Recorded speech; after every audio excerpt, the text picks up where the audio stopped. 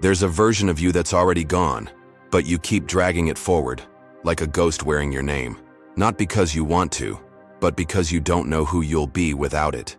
We talk about growth like it's a sunrise, but no one tells you that real change feels more like a funeral, not a dramatic one, a quiet one, the kind where no one shows up, except you, and the version of yourself you're supposed to bury. You want to change. You've tried. God knows you've tried. But there's a voice inside that whispers, if I let go, what's left? And so, you stay stuck. Not in place, but in identity, trapped between who you were and who you're afraid to become. That's why this hurts. That's why you can't move. Because this isn't just about habits, or discipline, or goals. This is about grief. The grief of shedding a skin that once protected you. The grief of releasing people, roles, dreams, even pain that once made you feel like you. No one teaches you how to let go of what broke you when it also shaped you. No one shows you how to unlearn survival.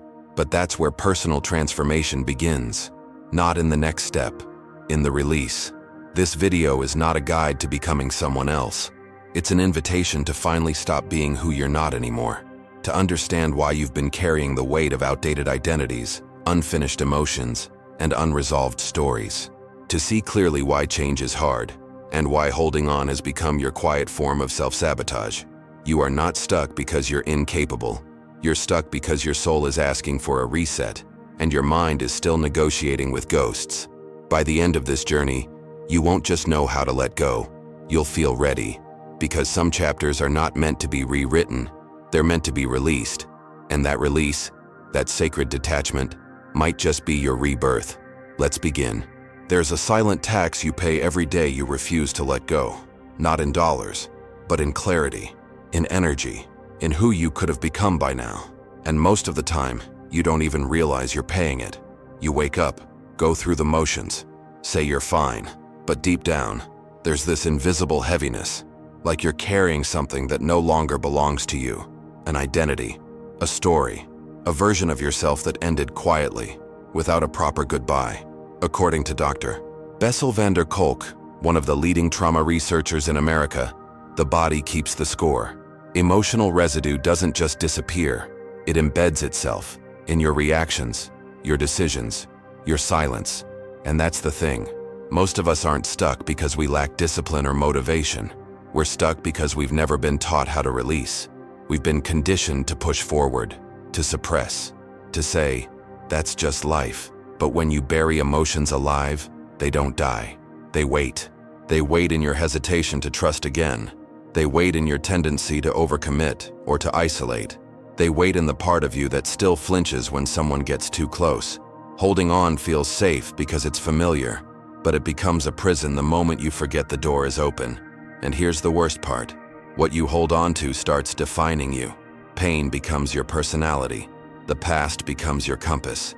And little by little, who you were becomes who you are, by default. That's why emotional release isn't weakness. It's precision, it's courage, it's strategy. Because when you don't let go, you keep rehearsing a life that no longer exists. And you rob yourself of the reset your nervous system is begging for. This is where most people live.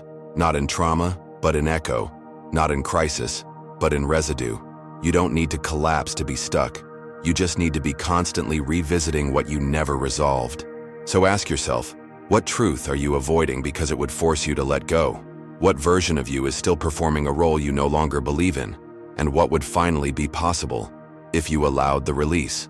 Van der Kolk reminds us that healing begins when we start to feel what we've spent years avoiding. And maybe that's what this chapter of your life is asking from you. Not more effort, but more honesty. Not another plan, but one brave goodbye.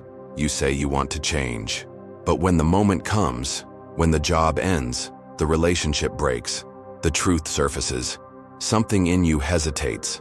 You pause, you stall, you retreat, and then you call it timing, or overwhelm, or not being ready yet. But what if the real reason you're stuck isn't because the change is too big? It's because the reset feels like death. According to Dr. Lisa Feldman Barrett, one of the top neuroscientists studying emotion in the US, the brain doesn't process emotional change as abstract thought. It processes it as survival. It treats unfamiliarity as risk, even if that unfamiliarity is the life you actually want. That's why breaking free isn't just hard.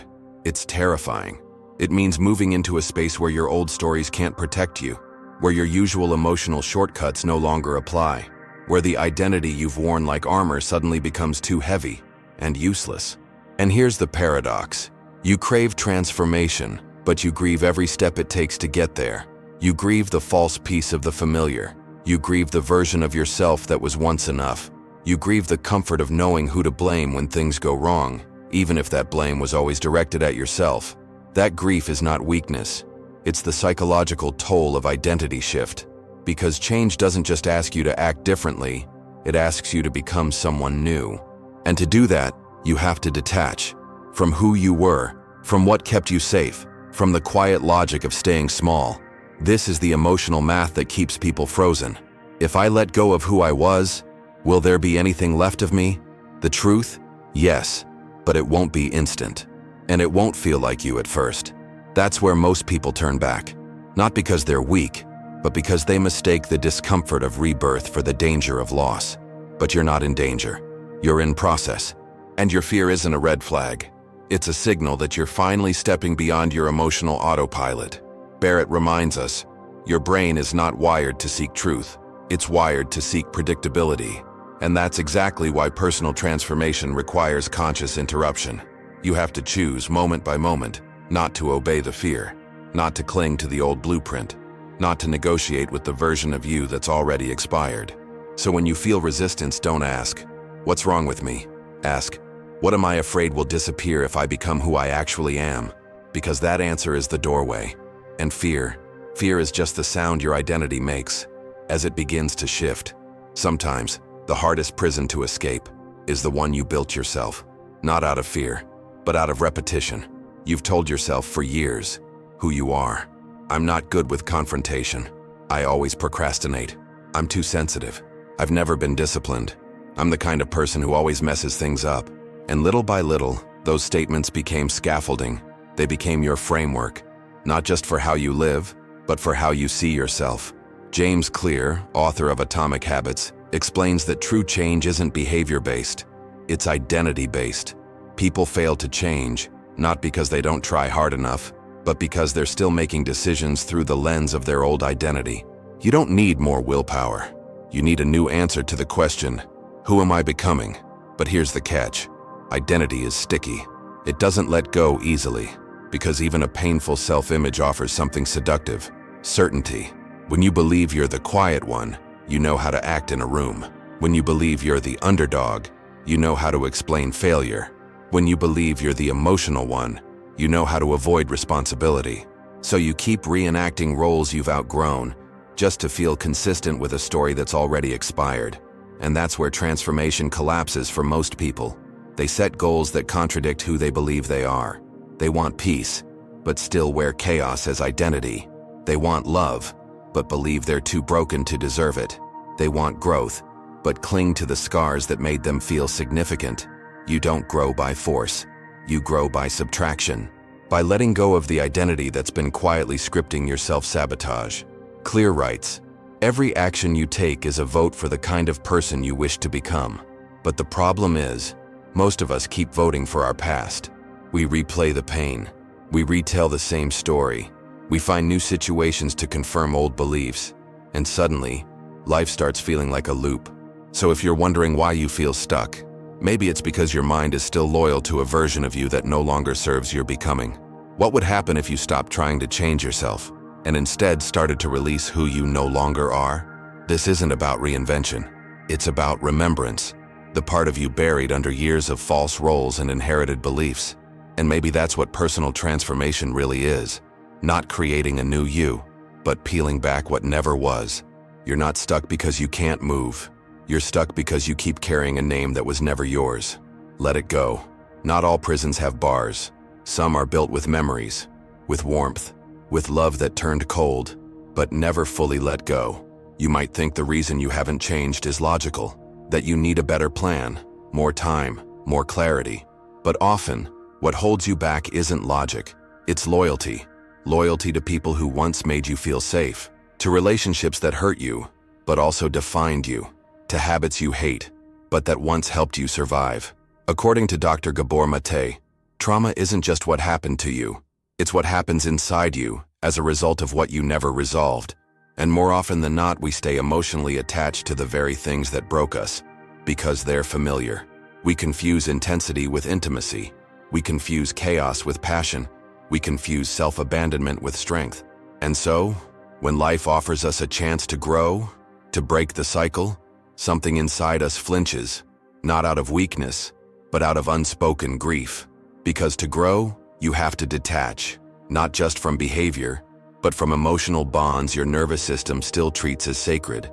It's why you hesitate to walk away from the friend who drains you, why you keep rereading texts from the person who ghosted you 2 years ago, why you still replay your parents' voices in your head before every big decision. There's a wound there, but there's also a story, and the story says, if I let this go, I lose part of myself. And maybe you do, but maybe that part of you was never meant to stay. Here's the truth.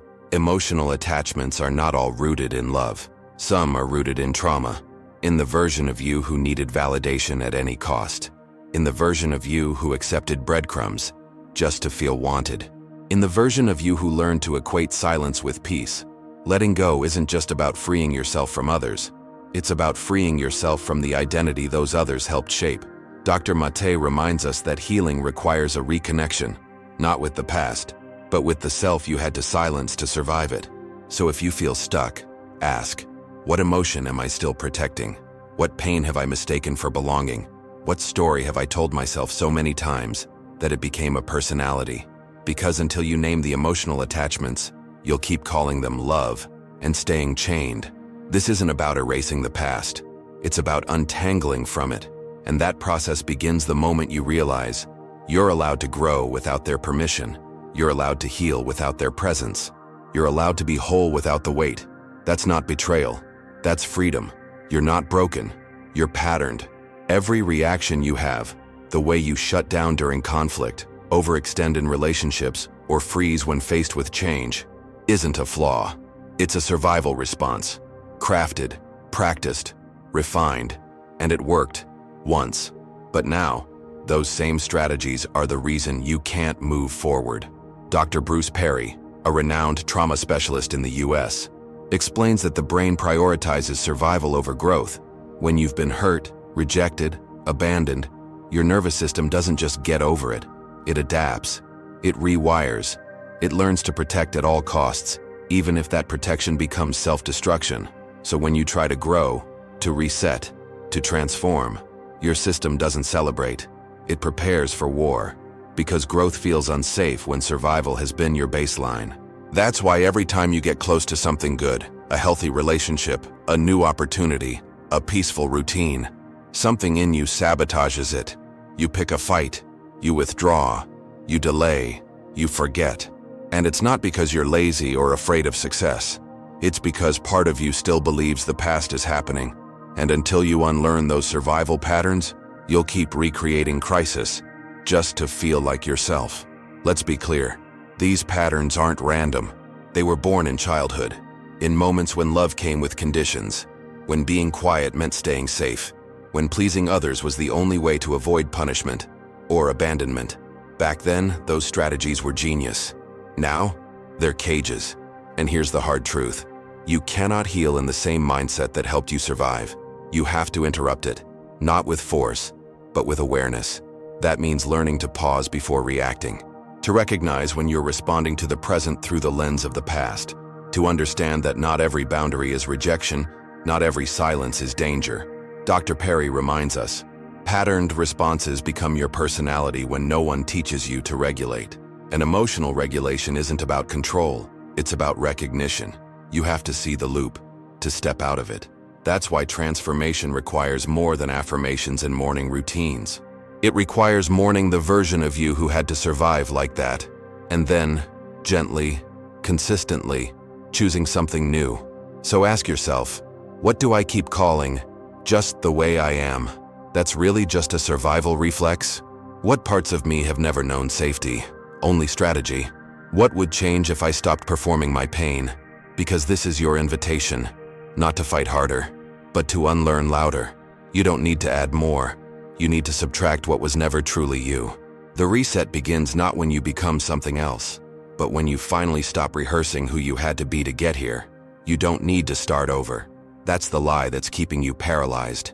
This idea that you need a blank slate, that you must erase your past, forget your mistakes, and become someone entirely new, is not transformation. It's escapism, and deep down you know it. Because even when you try to reinvent yourself, new job, new relationship, new city, something inside always follows, something you thought you left behind. That's not failure, that's proof. Proof that healing isn't about erasure, it's about integration. Dr. Edith Eger, psychologist and Holocaust survivor, writes, "You can't heal what you don't feel." The past doesn't disappear just because you change your environment. It waits, it echoes, it asks to be faced, not forgotten. And that's where most people get stuck. They try to run their way into transformation, but you can't outrun what lives inside you. So let's dismantle the myth. You don't have to start over. You have to start deeper. You have to stop pretending that the past disqualifies you from becoming whole. Stop treating your scars like shame. Stop believing that the old you needs to die for the new you to exist. Because rebirth doesn't mean abandoning everything you were. It means reclaiming the pieces that still carry truth and letting the rest dissolve. Think of it this way. Fire doesn't destroy gold. It reveals it. And that's what this part of the journey is. A burning away of the false, not a rejection of the real. The guilt you carry, not yours to keep. The roles you played, no longer required. The voices in your head saying, "not enough," never belonged to you. But the strength you found in the darkest moments, that stays. The insight you earned through heartbreak, that stays. The boundaries you learned to draw after betrayal, those stay. So no, you don't need to start over. You need to return to what's always been yours. The quiet knowing that you are allowed to begin again, without becoming a stranger to yourself. We romanticize the new chapter because it promises distance from pain. But what if the most powerful chapter of your life isn't the clean one? It's the one where you show up exactly as you are. Scars, contradictions, and all. Psychological rebirth is not performance. It's permission to be messy, to be real, to be in progress, and above all, to belong to yourself, fully. So if you've been waiting for the right time to change, for the past to stop haunting you, for permission to be someone else, you're not looking for a reset. You're looking for reconciliation. And that doesn't start with forgetting, it starts with forgiving, especially yourself. Some versions of you were never meant to stay. They existed to get you through something, to protect you, to keep you functional when the world didn't feel safe. But now they're suffocating you. And the reason you feel stuck isn't because you're broken. It's because you've outgrown your coping. Carl Jung once said, "You must be willing to let go of the life you planned, so as to have the life that is waiting for you." But the same applies to your identity. You must be willing to lose the person you became in survival, to meet the one waiting in truth. Let that sink in, because this is where most people silently unravel. They know what they want. They feel the pull to grow, to evolve, but they're still emotionally attached to the identity they built in pain. The achiever who overworks to avoid intimacy, the peacemaker who silences their needs to avoid conflict, the independent one who pretends not to care, just to feel in control. Those roles feel like you, but they're not. They're the echo of a version that once made sense. Now, they're just residue. So why do we stay? Because grief is built into growth, and no one prepares us for the mourning that comes with becoming. You don't just lose relationships when you change. You lose reflections, people, places, habits that once mirrored who you used to be. And letting them go feels like losing pieces of yourself. But maybe that's the point. Maybe the person you were in your lowest chapter was never meant to follow you into this next one. Maybe strength isn't holding on. Maybe it's releasing with reverence.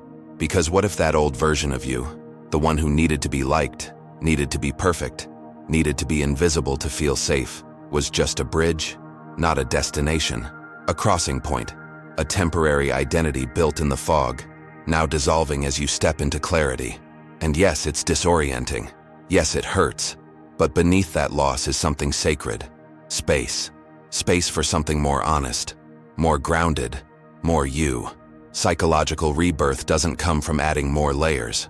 It comes from shedding, from standing in the quiet after the storm and whispering, "I'm still here." but I'm not who I was. So ask yourself, what part of you feels essential, but is actually expired? What patterns are you protecting, not because they serve you, but because they're familiar? And what would it take to stop surviving yourself? You don't need to become someone entirely new. You need to allow the version of you that was only ever meant to be temporary to finally rest. Because becoming is not about arrival. It's about release. And some of the most beautiful parts of you can only emerge when you stop trying to keep the old ones alive. No one sees it when it happens.